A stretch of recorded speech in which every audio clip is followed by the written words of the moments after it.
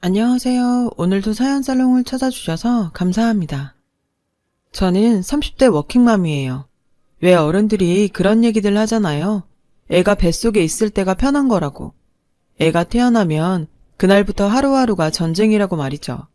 솔직히 저는 그 말이 이해가 안 갔어요. 배가 불러서 앉았다 일어날 때마다 낑낑.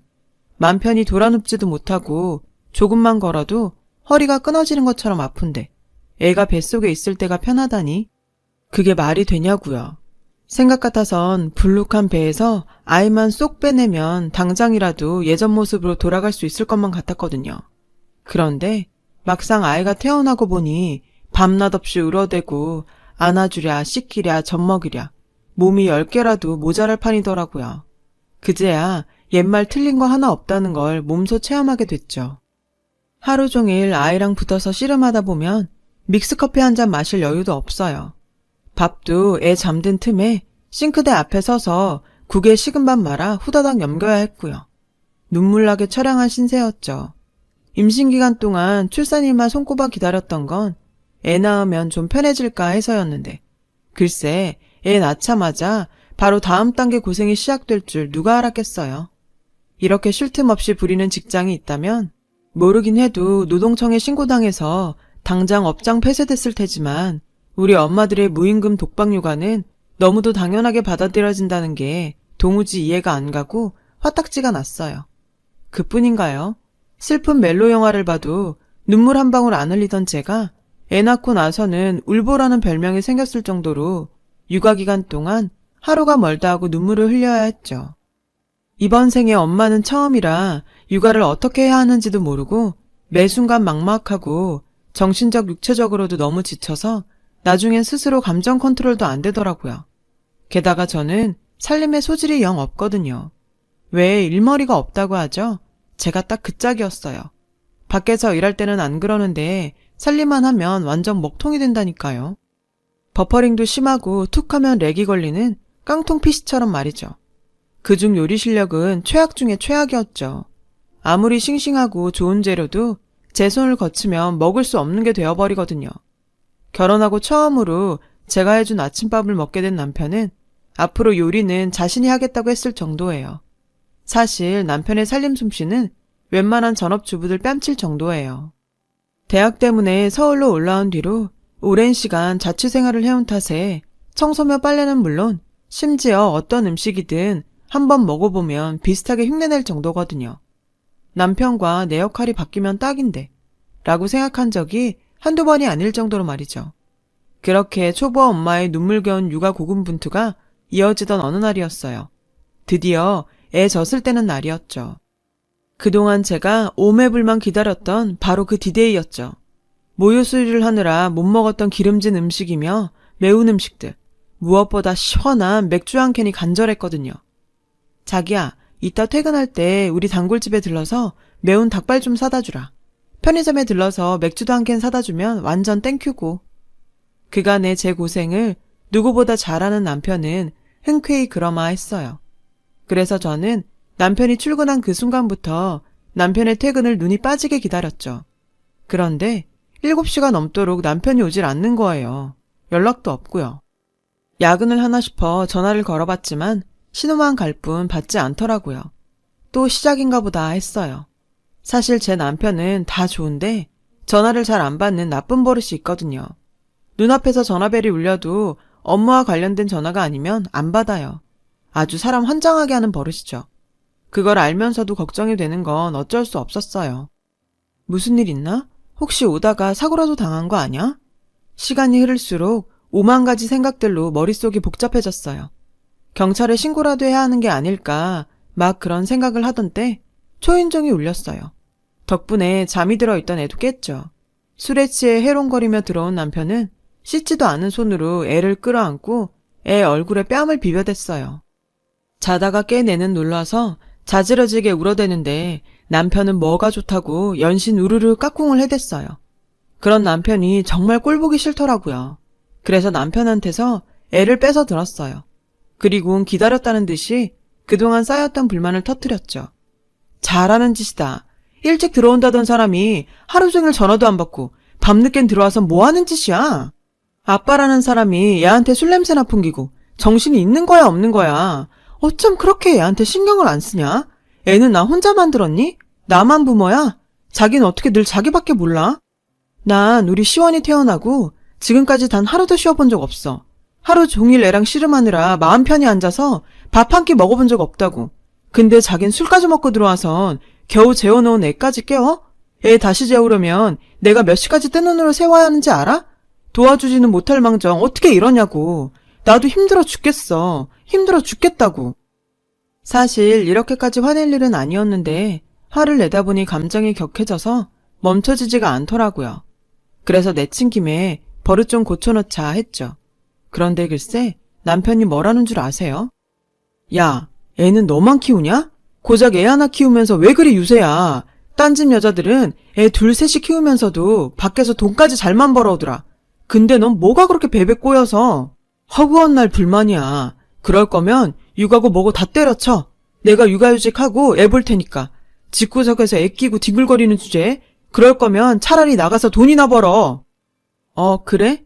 나중에 딴소리하기 없기다. 당신 지금 한 말에 책임져야 할 거야.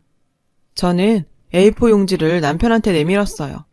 다음날 술 깨면 모르쇠로 나올까봐 각서라도 받아둘 요량이었죠. 남편은 씩씩대면서 각서를 써내려갔어요. 술에 취한 상태라서 글씨는 지렁이 기어가는 수준이었지만 다행히 내용을 알아볼 정도는 되더군요. 각서의 골자는 남편이 육아휴직을 하고 집에서 가사와 육아를 전담한다는 내용이었어요. 저는 각서를 들고 보란듯이 냉장고 문에 척하니 붙여놓았죠. 다음날 남편이 잘 볼 수 있게요. 술 취한 남편은 이내 안방으로 들어갔고 저는 아이를 재우러 들쳐업고 거실을 서성이고 있었어요. 그때 문득 못할 것도 없겠다는 생각이 들더라고요. 홧김에 장난처럼 쓴 각서였지만 이참에 복직을 하는 것도 괜찮을 것 같았어요. 나는 독박 육아에서 벗어날 수 있고 가사와 육아를 개똥을 하는 남편한테 한 방 먹일 수도 있으니까요. 왜 TV에도 종종 나오잖아요. 육아휴직하고 살림하는 남편들이요. 유명한 예능 프로에도 아내 대신 육아와 살림하는 남자 탤런트 얘기가 나온 적도 있고 말이에요. 그때 그 배우가 그런 얘기를 했었거든요. 육체노동을 필요로 하는 육아야말로 여성보다는 남성한테 적합한 일이라고. 물론 그 집은 남편보다 아내가 돈을 더 잘 벌었기 때문에 타협을 한 거겠지만요. 그런데 생각해보니 우리 집도 별반 다르지 않더라고요. 사실 남편에 비해 제 벌이가 더 낫거든요. 게다가 회사에서도 언제 복귀할 거냐고 압박을 하기도 했고요. 그래서 남편과 이 문제에 대해 진지하게 얘기해봐야겠다는 생각이 들었어요. 다음날 남편은 예상대로 지난 밤의 일을 전혀 기억하지 못하더라고요. 그러면서도 냉장고 문에 붙은 각서에서 눈을 떼지 못했죠. 집에서 애 키우고 살림이나 할까? 영업 뛰는 거보다 이게 내 적성에 맞는 것 같긴 한데. 솔직히 살림은 당신보다 내가 낫잖아? 남편은 빈말로 내뱉은 거였겠지만 저는 이때다 싶었어요. 그지? 나도 그 생각해. 그래서 말인데 자기야, 이참에 자기가 육아휴직 내고 살림해보는 건 어때?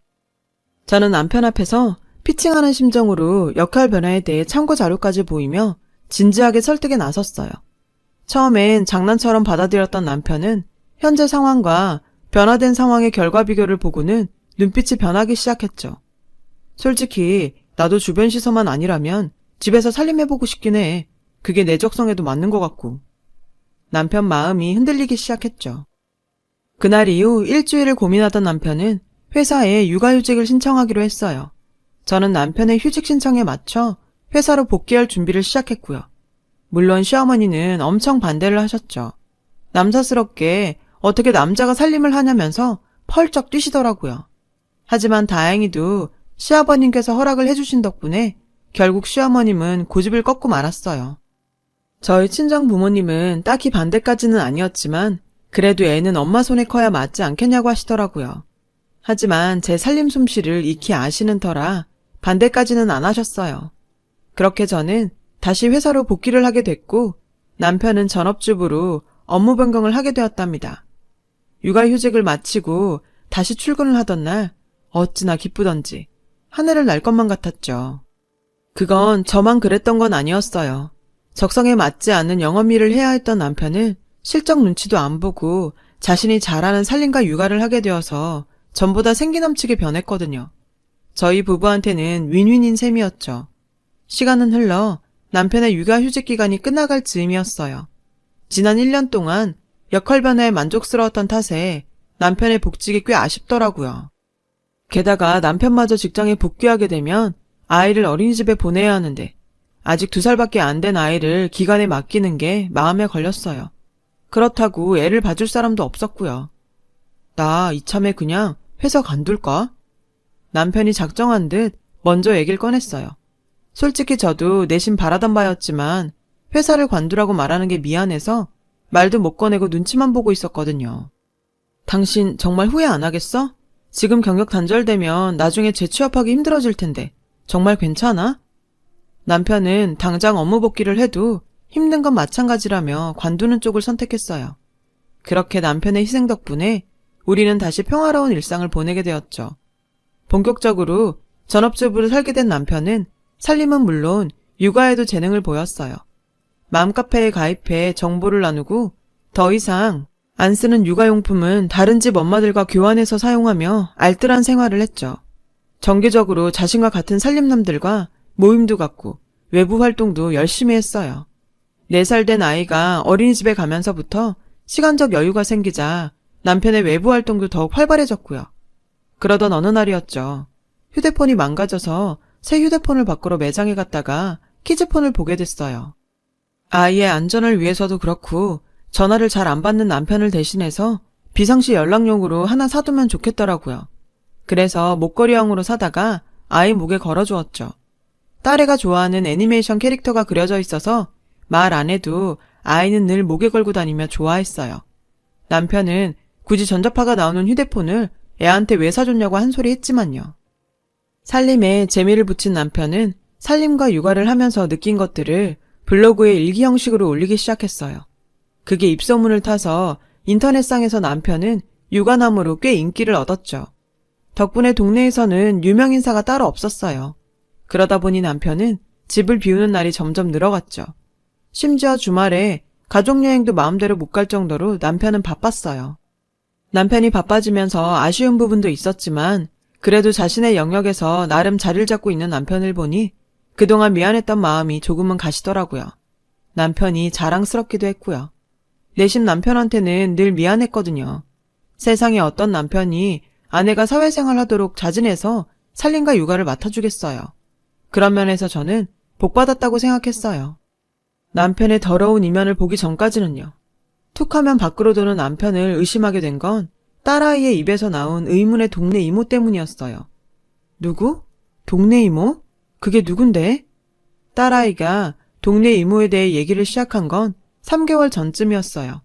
제가 모르는 헤어핀을 하고 있길래 아빠가 사준 거냐고 물었더니 동네 이모가 사줬다고 하지 뭐예요. 그래서 남편한테 동네 이모가 누구냐고 물었더니 맘카페 회원이라며 대수롭지 않게 말하더라고요. 남편이 여자들 사이에서 활동하는 걸 알기에 그런가 보다 하고 넘어갔어요. 그런데 그 이후로도 딸아이 입에서 동네 이모 이야기가 너무 자주 등장하는 거예요. 오늘 뭐하고 놀았냐고 물어보면 동네 이모네 가서 오빠하고 놀았다고 하고, 오늘 뭐 먹었냐고 물어보면 동네 이모네 가서 피자 시켜 먹었다고 하는 식이었죠. 아무래도 이상해서 하루는 반차를 내고 일찍 집으로 돌아왔어요. 역시나 남편과 딸애는 집에 없더군요. 딸의 키즈폰으로 위치 추적을 해보니 건너편 아파트 놀이터로 찍히더라고요.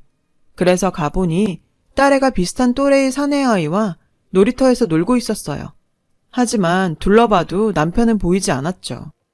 딸애한테 아빠는 어딨냐고 물었더니 이모네에서 쿠키를 굽고 있다더라고요.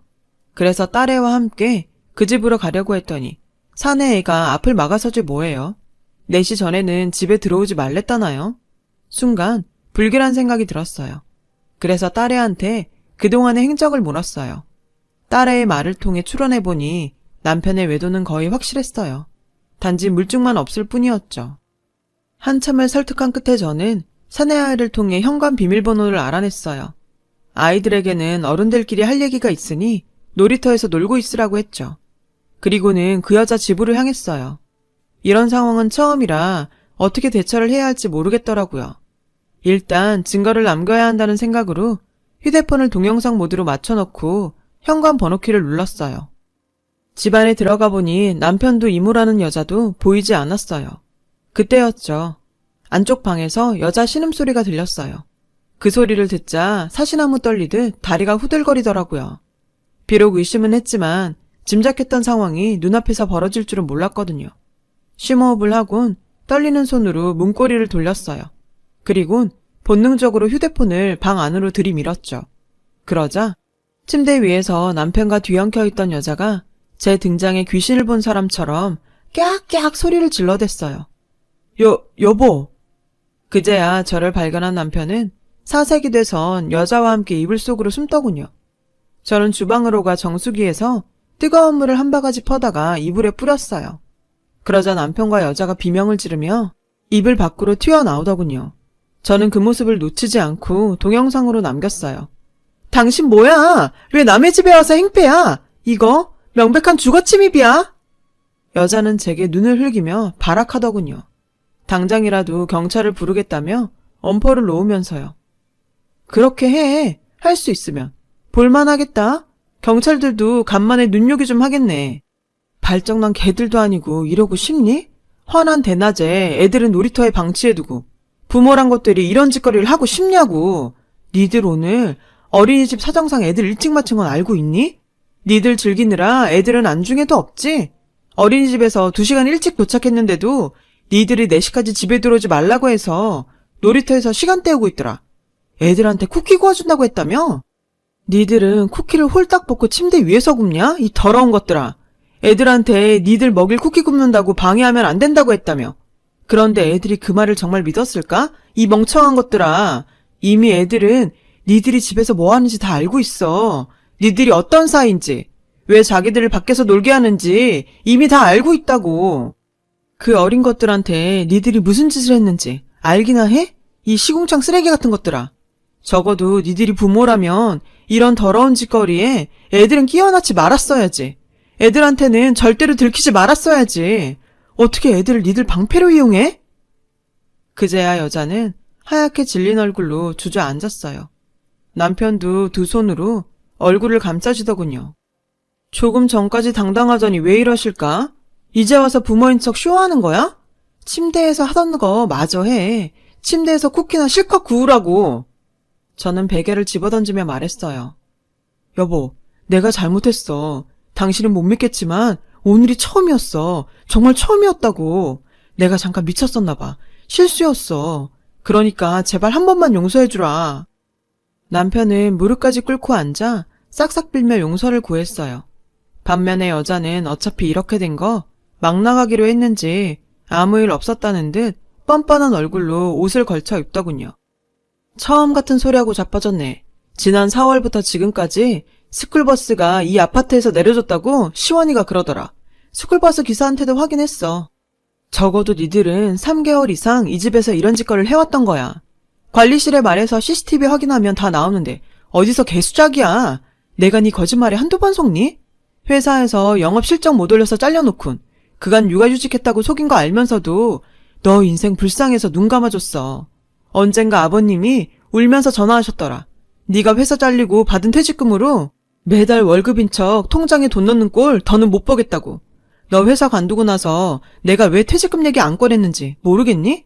네가 퇴직금을 펀드에 묻어두겠다고 되도 않는 거짓말할 때 왜 내가 아무 말도 안 했는지 모르겠냐고. 그거 다 아버님 얼굴 봐서 참아준 거야. 돈은 못 벌어도 자식한테는 괜찮은 아빠로 남으라고 배려해준 거라고. 근데 이렇게 배신을 때리니? 어디 가서 돈백도 못 벌어오는 주제에 내가 벌어다 준 돈으로 2년 치마 속에서 히히덕거리니까 좋았니? 말해봐 이 쓰레기 같은 놈아. 그리고 너도 똑똑히 들어. 네가 내 가정을 개박살려놓고 네 가정은 무사할 거라고 생각했다면 오산이야. 오늘 찍은 이 동영상 니네 남편한테 그대로 보낼 거거든. 그리고 또 하나, 맘카페에 니들 행각 하나도 빠짐없이 올려서 대한민국 어디서도 얼굴 못 들고 다니게 할 거야. 어디로 이사를 가든 끝까지 쫓아가서 평생 고개 못 들고 살게 해줄 테니까. 그제야 상황 파악이 됐는지 여자는 제 다리를 부여잡고 제발 용서해달라고 싹싹 빌더군요. 동네 이모란 여자의 소름 끼치는 모습에 저는 발로 걷어차곤 밖으로 나왔어요. 그리고 그 길로 딸애를 데리고 집으로 돌아와 현관 비밀번호를 바꿨어요. 뒤따라온 남편은 문 밖에서 벨을 누르며 용서를 빌다가 앞집 아주머니의 신고로 경비 아저씨 손에 끌려 쫓겨났고요. 저는 그간의 일상들과 상간녀의 신상을 맘카페에 올렸어요. 그랬더니 그 여자의 전적이 하나둘 나오는데 아주 상습범이더라고요. 부부는 닮는다고 그 여자 남편놈도 똑같은 인간이라서 서로 맞바람을 피고 다닌다나요. 그 여자가 저한테 현장을 들키고도 뻔뻔했던 이유가 그거였던 거죠. 지금까지 그랬던 것처럼 말이에요. 결국 상간녀의 아이는 어린이집에서 퇴출당했고 아파트 단지 내에서도 불륜 소문이 쫙 퍼져서 쫓겨나다시피 이사를 나갔다고 하더군요. 저는 상간녀한테 위자료를 받아냈고요. 아, 남편과는 이혼을 했어요. 양육권과 친권을 제가 갖는 조건으로요. 양육비는 남편이 아직 직업이 없어서 보낼 형편이 안 되는 관계로 대신 집으로 받아 월세를 내놨어요. 대출금이 줄줄이 달려있는 탓에 월세는 고스란히 대출금으로 들어가지만요. 그래도 8년 뒤엔 온전한 제 집이 되겠죠. 현재 저는 아이를 데리고 친정에 들어와 살고 있어요. 부모님께서 딸아이 육아를 도와주셔서 전보다 편하게 직장을 다니고 있어요. 나이 드신 부모님한테 애를 맡기는 게 죄송해서 생활비 외에 용돈도 드리고 있지만 그래도 늘 죄송하네요. 하지만 지금의 제 선택에 후회는 없어요.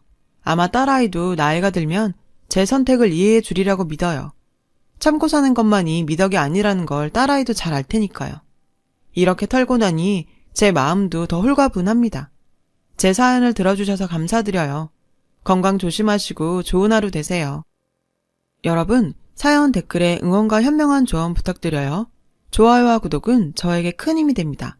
오늘도 좋은 일 가득하세요.